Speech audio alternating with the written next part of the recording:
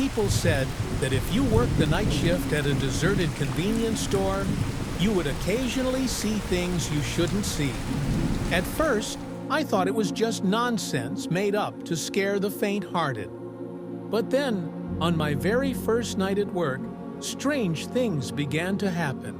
I was Joss, a first-year architecture student who had just started working at a convenience store. It was past midnight, and I was restocking the shelves when the store phone rang. I picked up the receiver, and a weak female voice whispered, "Help me! Please, help me!" "Who are you? Where are you?"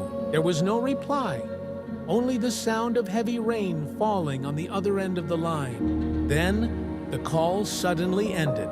I stood still for a moment, feeling that something was off, but convinced myself that it was just a prank.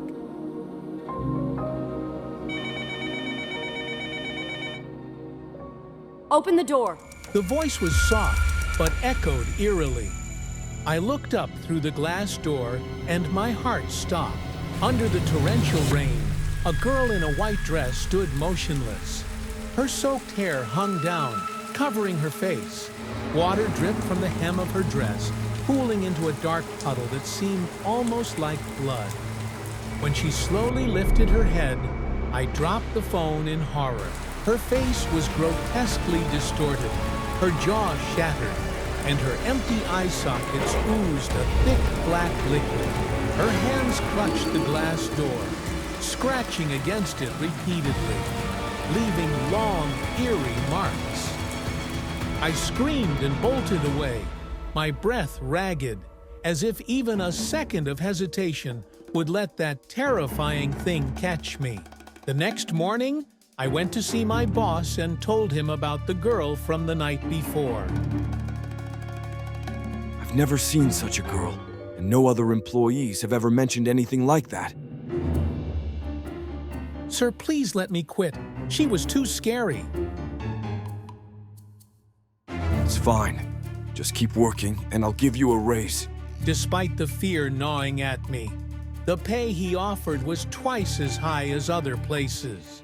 I desperately needed money, so I had no choice but to grind my teeth and continue working. One night, while I was taking inventory in the storage room, I overheard my boss talking to someone. Peeking through the gap in the door, I saw that it was Drake, an older friend of mine. I keep dreaming about her every night. I can't take it anymore. Shut up. If anyone finds out about this, I won't let you off. What was the connection between Drake and my boss? Why was he so scared? 1,000 questions swirled in my mind. Suddenly, the pen in my hand slipped and hit the floor, making a small noise that made both of them turn toward the storage room. Caught off guard, I stepped out, awkwardly smiling at them. The moment Drake saw me, he froze for a second before hurriedly leaving as if avoiding something. Confused, I called out to him, but before I could take a step, my boss blocked my way. Just focus on your work. Left with no choice, I reluctantly returned to my tasks, but my mind kept replaying that conversation. The next day, I went to school and found Drake, telling him about the ghostly girl I had seen. His face turned pale with fear, but no matter how much I pressed him, he refused to speak. Seeing his reluctance, I pulled out a necklace with a D pendant, Drake's usual accessory that I had found at the convenience store. Finally, under my insistence, he revealed the horrifying truth. 3 years ago, Drake had worked at the same convenience store I was working at now. That fateful night, during a heavy storm, he heard a loud crash. Rushing outside, he saw his boss had hit a girl with his car. She was still breathing. Drake was about to help her when, to his shock, his boss reversed the car and then accelerated, running her over again. The died instantly. Her face was almost completely crushed, yet her eyes remained wide open, staring into Drake's soul. Drake stood frozen in horror, unable to believe what had just happened. Reeking of alcohol, his boss stepped out of the car and walked toward him. You didn't see anything, understand? You killed someone. I have to call the police. If you say a single word, you'll be the next one lying there. Then he stuffed the girl's body into a large sack, threw it into the trunk, and drove away. Drake stood frozen in the rain, watching the car disappear into the night. For the past 3 months, I've been dreaming of her cries for help. Her face is terrifying. Then where did he take her body? I don't know. I quit my job right after that and never went back. We have to report this to the police. We can't let this go on. No, Joss, he'll kill us. Don't worry, he can't hurt us. Trust me. Without hesitation, I dragged Drake to the police station to report everything. After listening to our statement, the police showed us a photo. Drake immediately recognized it as the girl from that fateful night. It turned out that just a few days ago, a sanitation worker had discovered her remains buried in a landfill. The police launched an immediate investigation and soon arrested my boss. After 5 years as a delivery worker, I never thought a single order could cost me my life. That night, close to midnight, I received an order for 2 servings of chicken rice. The delivery address was a house on the outskirts of the city. Even though I had a bad feeling about it, I had not received a single order all day, so I gritted my teeth and accepted it. When I arrived, I saw an old, desolate house standing alone in the middle of the woods. A cold gust of wind blew against me, sending shivers down my spine. I knocked on the door, but no one answered, so I took out my phone and called the customer. The door is unlocked. Bring it inside. I hesitated, but pushed the door open. The musty smell immediately filled my nose, making me grimace. The air inside was cold, as if no one had lived there for a long time. I have your delivery. Is anyone here? At that moment, the sound of a knife, chopping down on wood, thick, heavy, and sharp, resounded from a room inside. I jumped, my heart pounding. Carefully, I tiptoed toward the door, and the scene before me made my stomach churn. A man was chopping a human arm. On the table, severed body parts were laid out in pieces. I screamed in terror. The thick, metallic scent of blood choked my throat, and I collapsed onto the floor. You harmed someone. I have to call the police. Stay and help me, or I'll put you on this table next. My entire body froze at his words.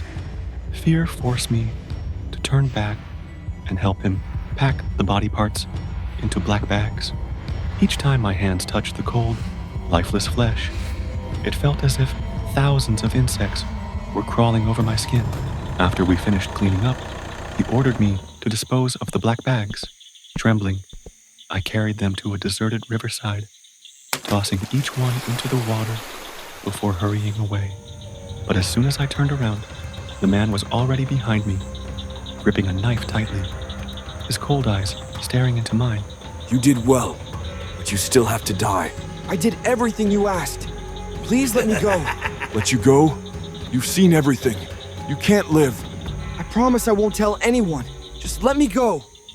The only way to keep a secret is to take it to the grave. With that, he lunged at me. I dodged just in time, the blade grazing my arm and burning my skin. Enraged, he raised the knife again, his grip tightening as he thrust forward. On reflex, I grabbed his wrist, stopping the blade just inches from my face. His strength was terrifying. I used all my force to shove him back, making him stumble. Seizing the moment, I grabbed a rock from the ground and hurled it at his head. He cried out in pain, clutching his head as he staggered. I sprinted to my car, speeding away as I called the police. But by the time they arrived, the man had disappeared without a trace. A few days later, I returned home only to be greeted by a horrifying sight. A bloodied human arm lay in the middle of my floor. On the wall, a message was scrawled in dark red blood. You will have to disappear. Did you really think you could escape me? I spun around, locking eyes with the man. He aimed a gun at my head. Please, I'll give you anything you want. I want your life. In that instant, I grabbed his wrist, struggling to wrestle the gun upward. A gunshot rang out. The bullet struck the ceiling, sending dust falling around us. I jolted, loosening my grip, and he kicked my stomach hard, sending me crashing to the floor. I tried to push myself up, but before I could, his heavy foot slammed down onto my chest, pinning me against the cold tiles. Don't waste your strength. You won't escape. At that moment, my hand brushed against my phone in my pocket.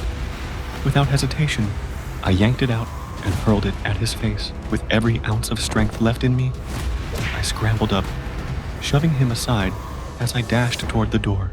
But before I could get far, a gunshot rang out. A searing pain shot through my leg, and I collapsed onto the floor. You little rat. Let's see where you'll run now. I refused to give up. Gritting my teeth, I crawled forward. Another shot rang out, piercing my other leg. I screamed in agony as my body convulsed and the world blurred. Say goodbye to the world. Suddenly, the door burst open with a loud bang. The man froze, eyes widening in shock. Before he could react, a bullet shot straight into his chest. Dark red blood slowly spread across his shirt. Police officers swarmed in, surrounding the house. I exhaled shakily, my body going limp as I shut my eyes in relief. It was finally over. I was rushed to the hospital, my legs soaked in blood. Though the killer was dead, the memory of that night haunted me every second of my life. The images replayed in my mind like a never-ending horror film with no escape. I am Anna, 19 years old this year. I just passed the university entrance exam and moved to the city to study. The first time stepping into the big city, everything was unfamiliar to me. I thought I would have interesting experiences here, but the first memory of this place was something I could never have expected. I rented a room deep in a small alley, about a 10-minute walk from the university. The dormitory is old, with peeling walls, a narrow and dark hallway. The landlady is a woman in her 50s, and she led me to a room on the second floor. At the end of the hallway, the small room appears before me with a simple wooden bed against the wall, an old study table, and a small window overlooking the hallway. This room is a bit old, but very clean and quiet. What do you think? I think it's quite nice. May I ask, is anyone staying in the room across the hall? That room is empty. No one has stayed there yet. You clean the room, and if you need anything, just call me, okay? I quickly tidied up the room, and once I was done, it was already dark outside. The dormitory was very quiet at night, and I could hardly hear the bustling traffic on the street. I lay on the bed, exhausted, and quickly drifted off to sleep. I vaguely heard footsteps in the hallway. Perhaps someone had just returned to their room, so I didn't pay much attention and continued to sleep. The next day, I was preparing the content for the presentation, and I was so focused on writing that I lost track of time. Pick up the phone to check. It's already 00:00 p.m. Suddenly, I heard the sound of footsteps clattering in the hallway. I wondered who could still be walking around outside at this hour.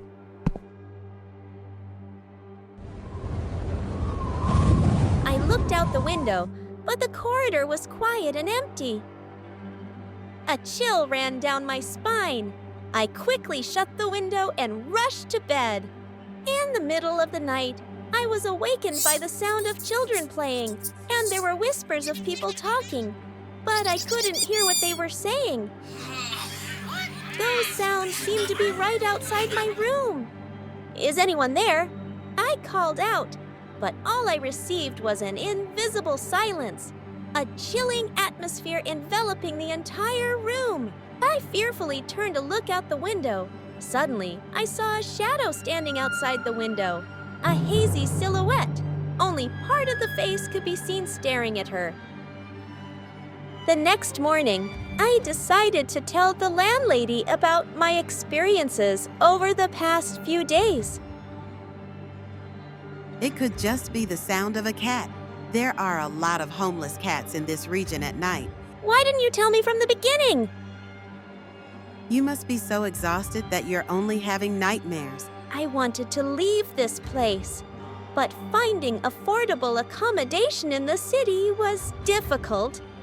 If I were to move out now, I wouldn't know where to go. If those sounds stopped completely, I thought I might be able to stay a little longer. A few days later, I no longer heard those strange sounds. Perhaps the landlady did something to keep them from bothering me. If those sounds completely disappear, I think I could stay here a bit longer. At midnight, I suddenly heard a knock on the door.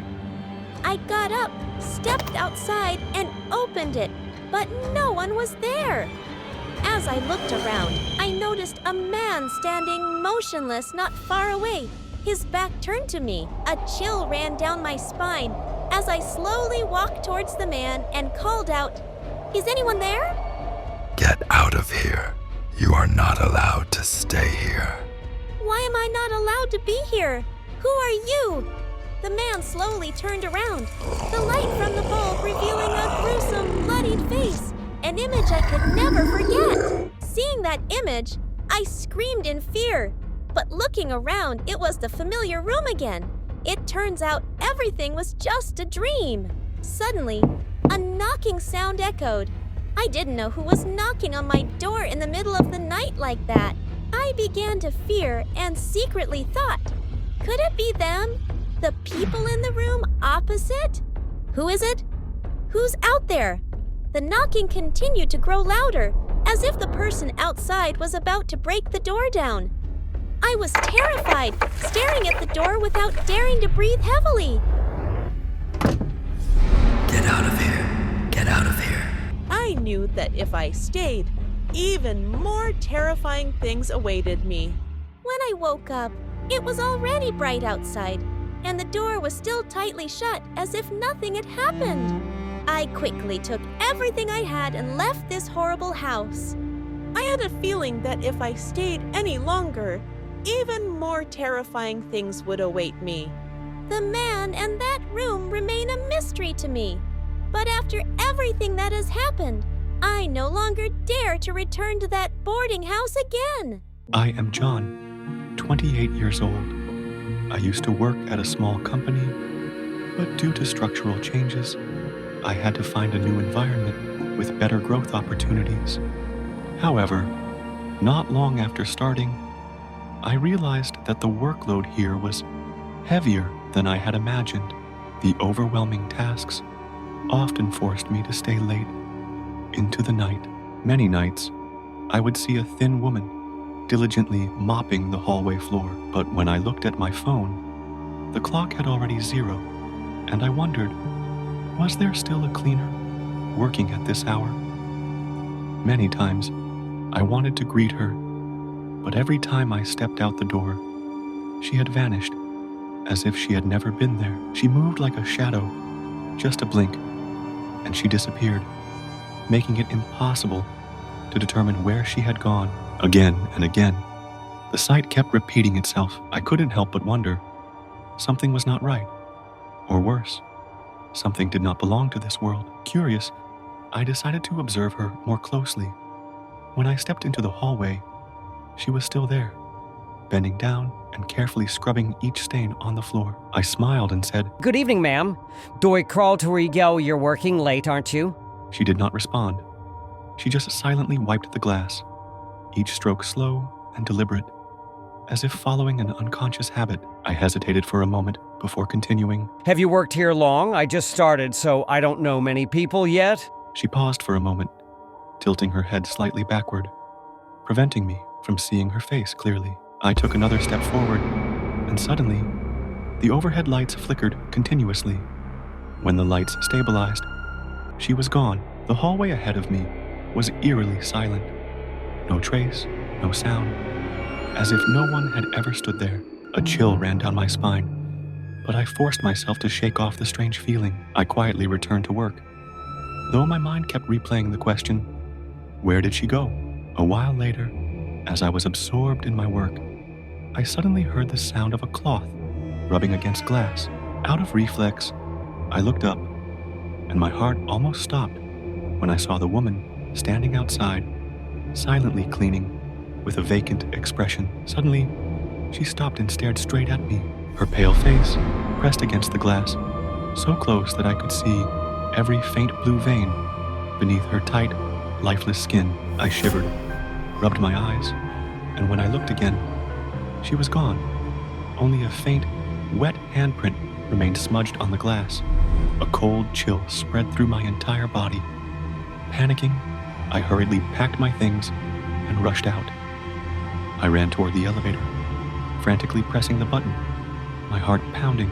The elevator doors slid open, and I froze. Inside stood the same woman. Feeling uneasy, I hesitated before stepping in. Forcing a smile, I said, Are you working the night shift, ma'am? I tried to start a conversation, but she remained silent. Only then did I notice her appearance more closely. She was frail, her complexion sickly pale, as if she had no life left in her. Suddenly, the elevator shook violently. The lights flickered rapidly, and then went out completely. He spoke very slowly. Panic surged through me as I quickly pulled out my phone to use as a flashlight. But the screen glitched, and then shut off. Out of nowhere, a cold, bony hand rested on my shoulder. I felt my flesh freeze at the touch. Slowly, I turned my head, each movement heavy and trembling. Before me, the woman's face emerged, deathly pale, with sunken, hollow eyes that sent a shiver down my spine. I screamed, trying to back away, but my back was already pressed against the freezing elevator wall. An overwhelming terror gripped me as she inched closer, her empty eyes staring deep into mine. Paralyzed by fear, I collapsed to the floor, hugging my knees, trembling uncontrollably. Just when I thought all hope was lost, the elevator doors suddenly opened, and a flashlight beam shone directly at me. A concerned male voice called out, "Hey, are you okay?" I looked up to see the building's security guard staring at me with worried eyes. I scrambled out of the elevator, collapsing onto the floor, my heart pounding wildly. Shaking, I asked him, Did you see a cleaning lady here just now? The security guard looked at me, puzzled. Everyone has gone home already. It's just you here. Horrified by his words, my heart pounded in my chest. Then, who was the woman in the elevator? The next morning, I recounted everything to a coworker. Fearfully, I said, Last night I saw a cleaning lady outside our office. After hearing my description of her appearance, my colleague immediately looked shocked. He whispered, She used to be a janitor at the company. 2 months ago, she had a stroke and died right in that elevator. Stunned by the horrifying truth, I never dared to work overtime alone in the office again. But one time, as I stepped into the elevator alone, I was stunned when I saw the reflection of the light on the glass door. Reflected in the metal doors, I saw a pale face with a distorted, eerie smile, staring right at me.